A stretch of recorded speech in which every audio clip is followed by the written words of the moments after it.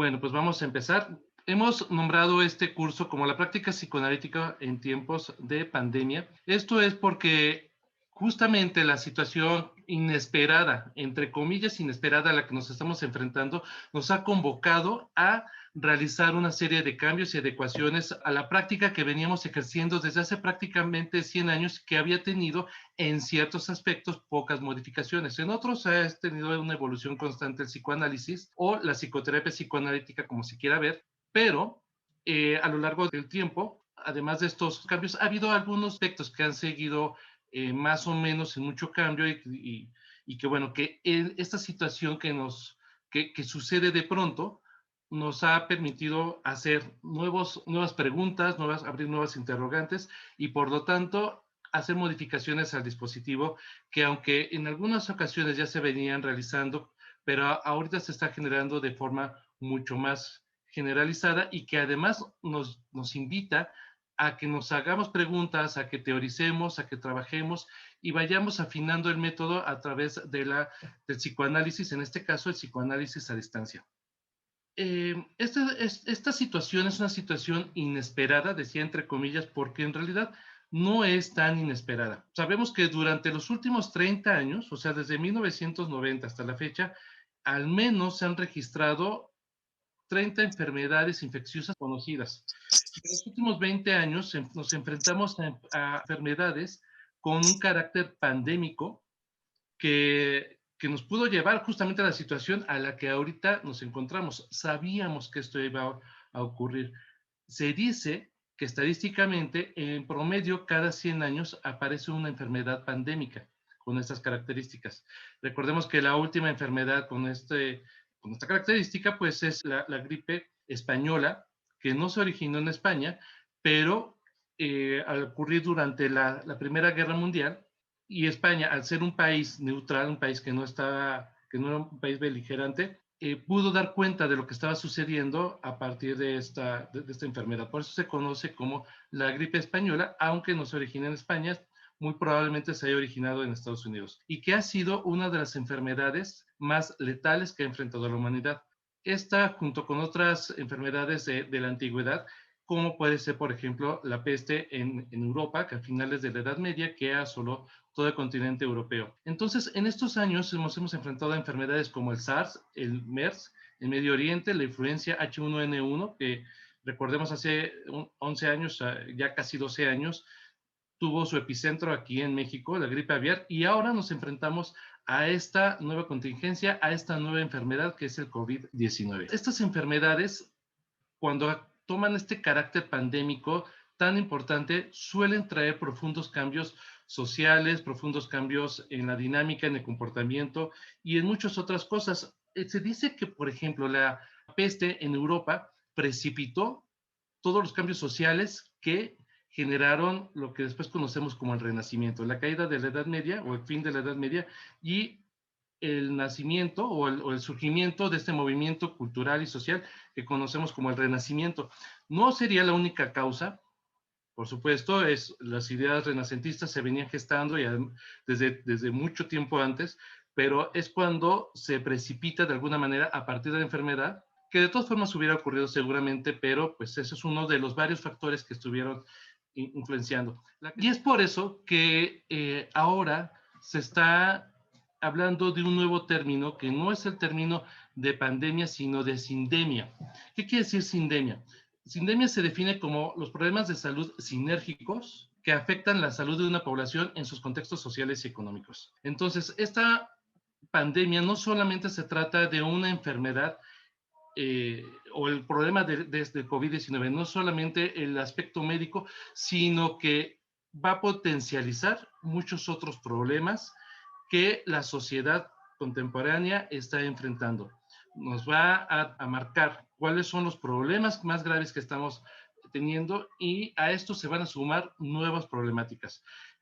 Como principio de esto tenemos la obesidad, la hipertensión y la diabetes, que son los mayores factores de riesgo, además de la edad, pero bueno, la edad es inevitable. Sin embargo, la obesidad, la hipertensión y la diabetes es consecuencia de nuestro actual estilo de vida y es un problema de salud muy, muy, muy importante que debido a la falta de atención y la falta de cuidado y la falta de darle una verdadera importancia a estas situaciones, ahora se potencializa todavía mucho más con esta situación que estamos viviendo en este momento, que es el COVID-19. Entonces, la gente eh, desafortunadamente se encuentra en una situación más vulnerable a partir de esto. Pero además de esto, tenemos otros factores que son muy importantes y que toman mayor relevancia a partir de la situación que estamos atravesando con respecto al confinamiento. Son los problemas sociales, los problemas que nos enfrentamos día a día y que como les comento, son situaciones que se van potencializando a partir de esta enfermedad. Es claro, hay estudios que han demostrado que la gente que se encuentra con un nivel educativo y además un nivel bajo en cuanto a lo económico en una situación de pobreza, es la gente que se encuentra en una situación de mucha mayor vulnerabilidad frente al COVID-19. ¿Por qué es esto? Porque, bueno, la falta de educación, la falta de recursos, el tener que trabajar día a día, el tener que trabajar en la calle, tener que salir todos los días a buscarse sustento, es decir, la situación de pobreza, es algo que ha expuesto a la gente al contagio. Sabemos que el 75% de las personas que han desafortunadamente fallecidos son personas que se encuentran en una situación de pobreza y de bajo nivel académico. Básicamente el 75% de la gente que ha fallecido tiene un nivel educativo inferior a la secundaria. Pero no solamente eso, sino estas situaciones han llevado a que la desigualdad social, la desigualdad económica, se profundice todavía más. También hay estudios que revelan que el conjunto de las personas a nivel mundial, de las 1,000 personas más ricas en el mundo, que se vieron afectadas en su fortuna cuando empieza el confinamiento, más o menos en promedio tardaron un mes en recuperarse económicamente.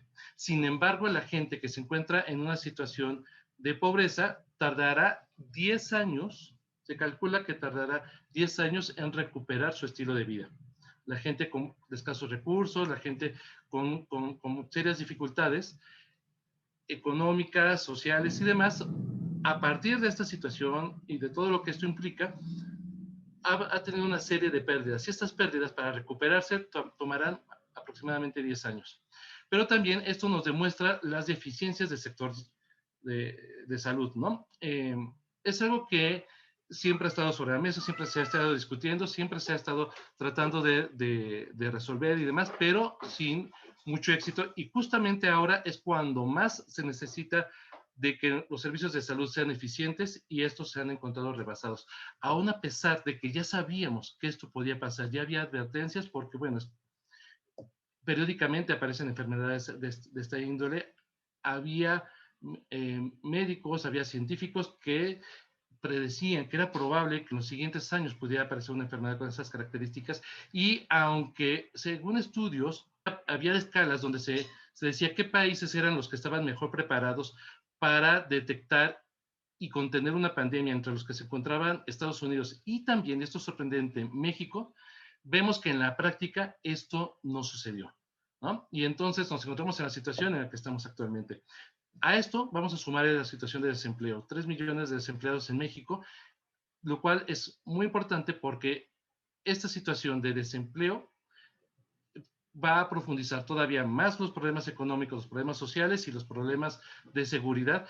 Y menciono todo esto porque todo esto va a tener al final del día un impacto en la salud mental de la sociedad, pero también eso nos va a impactar a nosotros en cuanto al trabajo en el consultorio de lo que vamos a estar recibiendo y lo que vamos a estar viendo.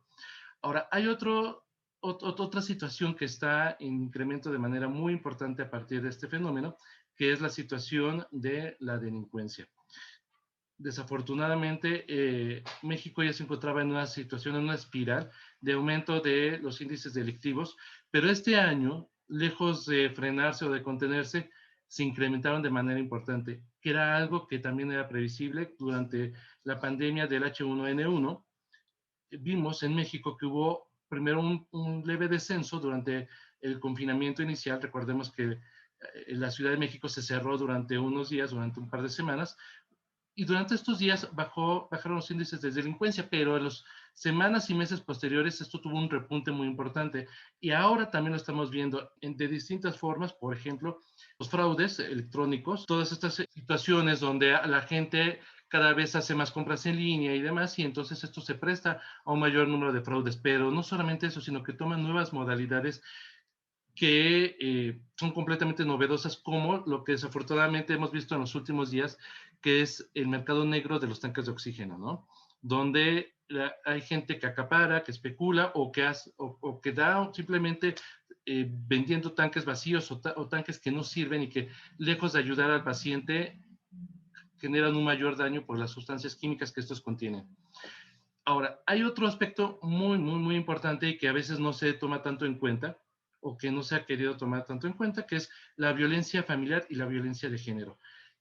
El confinamiento lleva a que muchas personas tengan que convivir en casa con sus agresores, ¿no? Los índices de violencia familiar, los índices de violencia de género se han duplicado en México a partir de esta situación. A partir del confinamiento ha habido un repunte muy importante y entonces la gente se encuentra en una situación muy problemática en donde no puede salir, no puede tener espacios donde liberar la tensión que existe en casa y lejos de esto se tienen que encontrar en un espacio muy estrecho, muy cerrado, con personas que pueden agredir o que no, pero simplemente la tensión que ocurre en una casa pequeña con varios habitantes, permaneciendo todos juntos durante mucho tiempo, durante tiempos muy prolongados, esto promueve que ciertas situaciones se puedan empezar a dar, que tiene que ver con esto, con la violencia dentro de casa. Los fraudes, que ya era algo que mencionábamos, los fraudes a través de todos estos sistemas de comunicación, a través del Internet, ventas fraudulentas y muchas otras cosas, o la gente que trata de sacar partido a partir de esto. Y finalmente también tenemos toda esta cuestión que ha aparecido, por cierto, de manera habitual durante estos fenómenos pandémicos a lo largo de la historia, que son los rumores y teorías de la conspiración. Esto siempre ha existido, pero desafortunadamente toda la ansiedad, toda la angustia que se despierta a partir de esto, toda la incertidumbre en la cual nos encontramos, es terreno fértil para que la gente deposite sus fantasías paranoicas, sus fantasías persecutorias. Y entonces tenemos que van surgiendo distintas teorías que tratan de darle sentido a lo que está sucediendo y encontramos desde lo más disparatado que es que se le va a extraer un líquido de las rodillas para venderlo de manera ilegal, disminuir la población, acumular riqueza, instalar microchips a través de las vacunas, etc. Entonces tenemos una serie de rumores y conspiraciones y esto además promueve la ira, promueve el enojo hacia lo externo.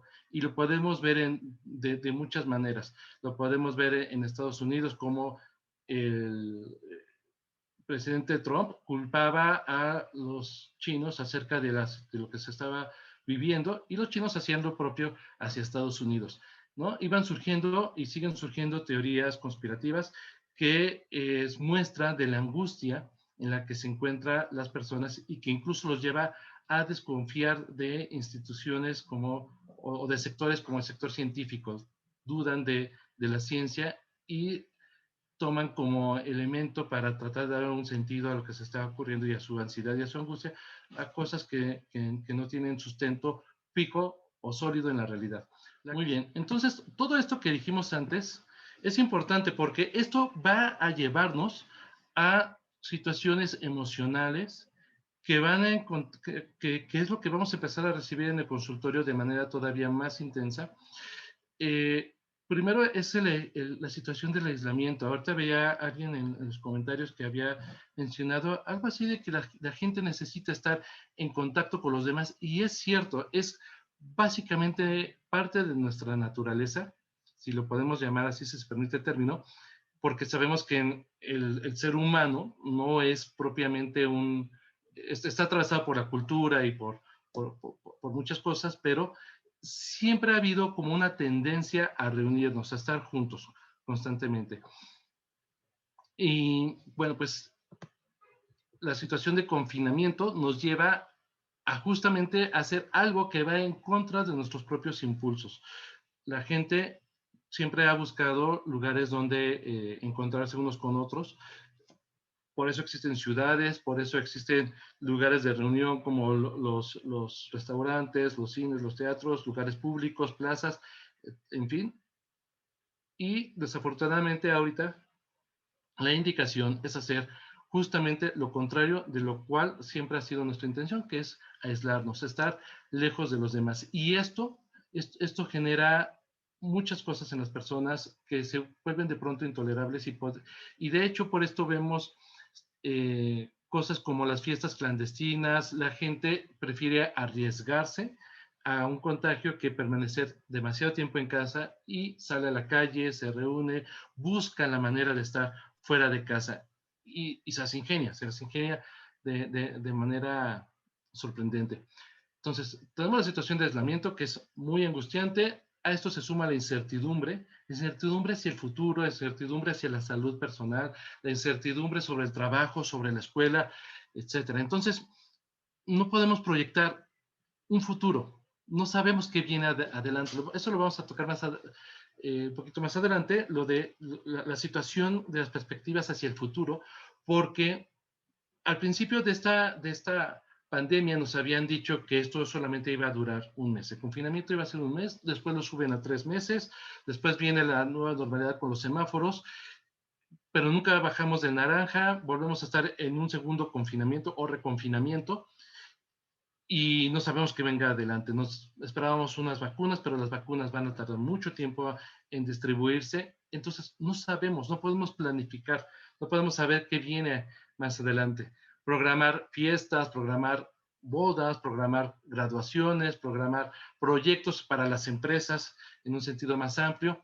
Esto se vuelve eh, algo muy incierto, ¿no? Programar vacaciones, programar viajes, no lo podemos hacer, no podemos pensar en 2, 3 meses voy a hacer esto o aquello porque no sabemos cuál va a ser la situación. Entonces, tenemos mucha incertidumbre por ese lado, pero también acerca de la salud individual. ¿Me contagiaré? ¿No me contagiaré? Si me contagio, ¿estaré bien? ¿Seré asintomático? ¿Tendré alguna situación grave? ¿O por mi culpa alguien, por mi contagio, contagiaré a alguien querido que le va a pasar mal, o eh, eh, quién se contagiará y quién se irá y quién permanecerá. Entonces, hay mucha incertidumbre, no sabemos. Y a veces necesitamos ciertos elementos que nos permitan orientarnos y ahorita estos aparecen como muy frágiles. La otra situación que es tremendamente común es el insomnio. Es de los aspectos con respecto a la salud mental que más se ha publicado durante 2020 en las redes sociales. Gente que pregunta quién más tiene insomnio, padezco insomnio, algún remedio de insomnio, y es un término que empezó a aparecer de manera muy, muy, muy importante, ¿no? Constantemente la gente reporta que está teniendo problemas para dormir. El horario se ha visto trastocado, la gente en general está teniendo estas dificultades o no puede dormir, se despierta en la noche, se despierta de madrugada o simplemente duerme y no descansa, no es un sueño reparador. Y es algo que está apareciendo con mucha, mucha frecuencia. A esto hay que sumarle la situación de las adicciones. Y este tiene dos vertientes. La gente que va a tratar de resolver sus problemas de incertidumbre, de insomnio, de aislamiento, y de ansiedad, de angustia, a través del consumo de alguna sustancia, o por el contrario, las personas que de pronto ya no pueden acudir a, a sus adicciones, ya no pueden encontrar la sustancia de la cual son adictos debido al confinamiento, y entonces aparece el síndrome de abstinencia con todas sus consecuencias, lo cual también es una situación relevante que no hay que perder de vista. Hay una situación de tristeza, bueno, antes de ansiedad, bueno, ansiedad, tristeza, depresión. Eh, Todo esto, pues, promovido precisamente por el aislamiento, por las pérdidas. Tenemos pérdidas de muchos, muchos sentidos. No solamente es la pérdida humana de la gente que desafortunadamente fallece, también está la pérdida de la seguridad, la pérdida del empleo, la pérdida del estilo de vida, la pérdida de el asistir a las escuelas, a estar con los compañeros. paradójicamente, según distintas encuestas, lo que menos extraña los estudiantes y los empleados es ir a este, a las escuelas o a las oficinas, a las empresas. Ir al lugar es algo que no se extraña, pero que paradójicamente se extraña de manera muy importante es los compañeros, tanto los compañeros de escuela como los compañeros de trabajo. Es algo que la gente extraña muchísimo, que tiene que ver con ese aislamiento, con esa distancia física a la que nos vemos sometidos, que si bien tenemos la posibilidad, afortunadamente, de comunicarnos por medios como este, como Zoom, como Google Meet, como videollamadas, WhatsApp, etcétera, pero la experiencia del contacto con el otro, del contacto físico, de sentir plenamente la presencia física de otra persona es algo que no tenemos. Y eso implica pérdidas. Perder eh, de alguna manera todo lo que implica, todos nuestros planes que teníamos a corto y mediano plazo, o tener este, todas estas situaciones, ¿no? Y también a esto se suma el duelo que, como Elizabeth Kubler-Ross nos señaló en su momento, va teniendo distintas etapas que tiene que ver con la ira en algunos casos, con negación en otras, en otras ocasiones negociación, que son etapas que se pueden dar de manera progresiva o simultáneamente, o no todas, o todas de manera simultánea. Entonces, eh, hay que tener consideración de estos aspectos tan importantes. Y bueno, aquí me estoy adelantando un poco, pero veo que en los comentarios nos menciona Yus que en ocasiones cuando uno duerme también sueña como si la pandemia no quisiera dejarnos en paz. Y sí, efectivamente, eso es algo que aparece de manera muy significativa en los sueños de angustia, sueños persecutorios, porque es justamente a lo que nos estamos enfrentando. Suficiente con lo negativo de las noticias, agrega Yus en este caso. Eh, También se hacen menciones de la angustia, del enojo, de la ira, de la frustración, de la impotencia, y del pensamiento de no futuro es algo recurrente en muchos pacientes, lo cual ha llevado a elaborar el presente y lo histórico. En Colombia es difícil el ejercicio de psicoanálisis debido a la hegemonía excluyente del enfoque cognitivo-conductual, pero hay épocas como estas donde la escucha psicoanalítica se hace muy pertinente, y eso es completamente cierto, según nos comenta David. Muchas gracias, David, por la aportación. En efecto, la pérdida de libertad, agrega María Eugenia, eh, y la niñez afectada por el aislamiento. Sandra nos dice que los duelos que se están procesando. Entonces, sí, efectivamente, hay muchas situaciones que estamos viviendo, muchas situaciones que son dolorosas, muchas situaciones que no están tan tomadas en cuenta de pronto, que no son tan visibles para algunos sectores, pero que es importante no perderlas de vista, porque eso es lo que ahorita vamos a tener en la clínica, eso es lo que vamos a tener en el futuro, y eso es lo que tenemos que atender.